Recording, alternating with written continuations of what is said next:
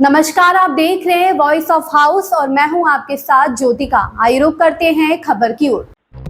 भाजपा नेता शहजाद पूनावाला ने कहा, जब से भारत जोड़ो यात्रा राहुल गांधी ने प्रारंभ की है तब से वह 11 चुनाव हारे हैं और मात्र 2 या 3 चुनाव बैसाखियों के साथ जीते हैं। इसके बावजूद भी राहुल गांधी आज फैक्ट फाइंडिंग कमेटी में बैठ रहे हैं। सभी लोग मिलकर एक दलित नेत्री कुमारी शैलजा पर पूरा का पूरा हार का ठिकरा फोड़ने का प्रयास कर रहे हैं। राहुल गांधी ने खुद जिस प्रकार से भारत को तोड़ने के लिए तोड़ो और राज करो वाली रणनीति अपनाई, हिंदू समाज को बांटने के लिए हथकंडे अपनाए, उससे भी लोग बहुत नाराज थे।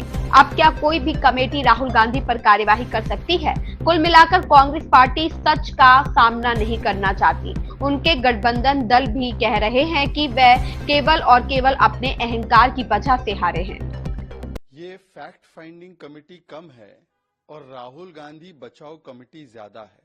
और इस कमेटी का एक उद्देश्य है कि किसी भी तरीके से हार का टीकड़ा किसी और के सर माथे पर फोड़े।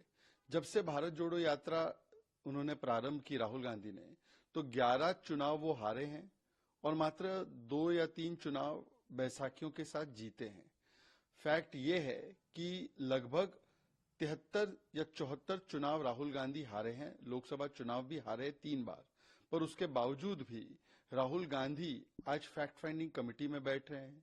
केसी वेणुगोपाल जी, जिनके टिकट डिस्ट्रीब्यूशन पर कई प्रकार के आरोप लगे हैं, वो भी फैक्ट फाइंडिंग कमेटी में बैठ रहे हैं और सभी लोग मिलकर एक दलित नेत्री कुमारी शैलजा पर पूरे के पूरा हार का ठीकरा फोड़ने का प्रयास कर रहे हैं।